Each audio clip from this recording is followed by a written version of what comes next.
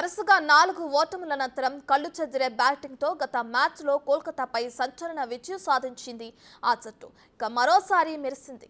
All round ఆధిపత్యంలో Chennai super కింగ్స్కు shock ఇచ్చింది. స్పిన్నర్లు రాహుల్ సాహర్ల మధ్య అద్భుత బౌలింగ్తో చెన్నైకి స్వల్ప స్కోర్కే పరిమితం చేసింది పంజాబ్. బెయిన్స్టో రోసోల మెరుపులతో లక్ష్యాన్ని అలవోకగా ఛేదించింది.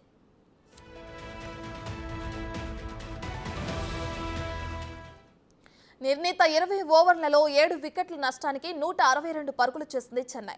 163 లక్ష్యంతో బరిలోకి దిగిన పంజాబ్ జట్టు పూర్తిగా తన ఆధిపత్యాన్ని ప్రదర్శించింది.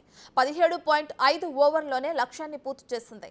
బెయిన్స్టో 46, రిలీ రోస్కో 43 పరుగులతో రాణించారు.